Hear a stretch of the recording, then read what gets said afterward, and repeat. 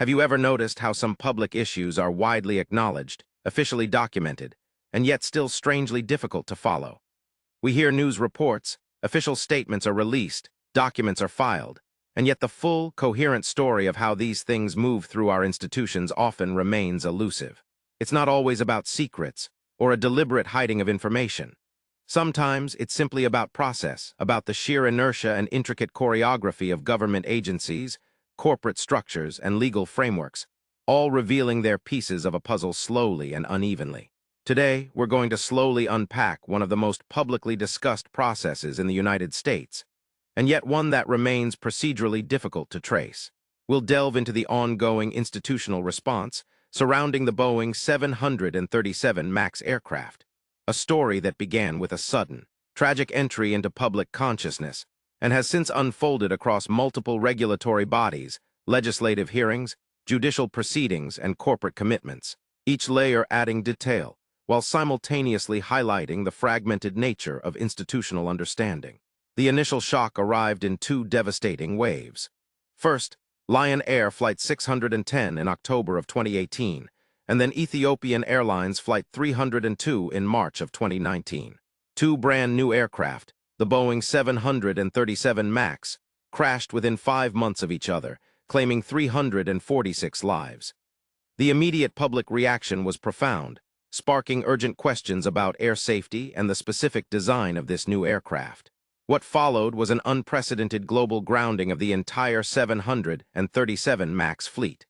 This was the initial point of public clarity. An aircraft was deemed unsafe and removed from service. Yet the why and the how it reached this state began a long, complex procedural journey. Official communication from Boeing began with statements acknowledging the tragedies and expressing commitment to safety, often emphasizing software updates as the primary technical solution. The Federal Aviation Administration, or FAA, initially resisted a grounding, citing a lack of data, before eventually joining the international consensus. These early, sometimes conflicting, statements set the stage for a fragmented narrative. We saw a corporation focusing on a technical fix, and a regulator wrestling with the implications of its own certification process. The very language used, software update, seemed to simplify a much more complex underlying issue, one that would become central to future investigations.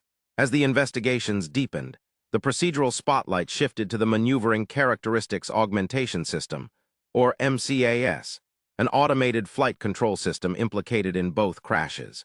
This is where the regulatory language began to evolve and solidify in public discourse. We heard terms like software design flaw, sensor disagreement, and erroneous angle of attack data. But these technical descriptions, while seemingly clarifying the immediate cause, opened up broader questions about the FAA's original certification process. Specifically, how had this system, with its identified vulnerabilities, received its initial airworthiness approval? Congressional oversight quickly initiated hearings. The House Transportation and Infrastructure Committee became a prominent forum, bringing Boeing executives and FAA officials to testify. Transcripts from these hearings are public records, offering a glimpse into the questions asked and the answers provided. During these sessions, internal Boeing documents, including emails and instant messages, were surfaced, revealing concerns among some employees about the MAX's development and certification. These documents, while often sensationalized in news coverage, served a crucial procedural role. They provided evidence for lawmakers, prompting more pointed questions about the extent of Boeing's disclosure to the FAA and the FAA's own review processes.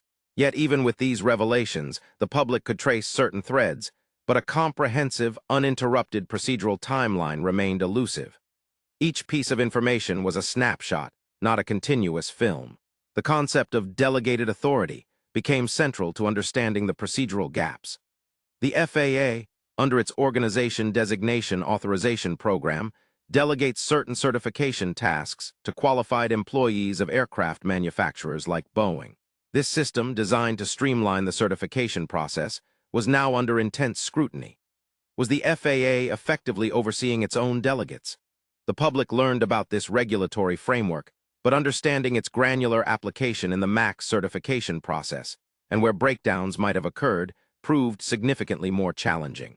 Official reports and audits by the Department of Transportation's Inspector General offered critical evaluations, but these were retrospective analyses, carefully worded and often technical, providing findings but not always a full narrative of day-to-day oversight. Months turned into years.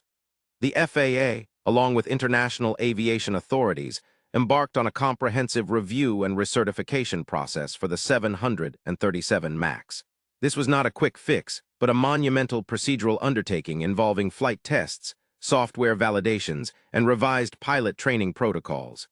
Each step was a regulatory milestone, the issuance of an airworthiness directive specifying the necessary software changes, the approval of new training materials, and finally, the rescission of the grounding order. Each announcement brought a wave of public relief, signaling a return to service, but it also underscored the glacial pace of institutional change. The focus shifted from what went wrong to what was done to fix it, yet the original procedural failures still felt incompletely documented in an accessible format for the general public.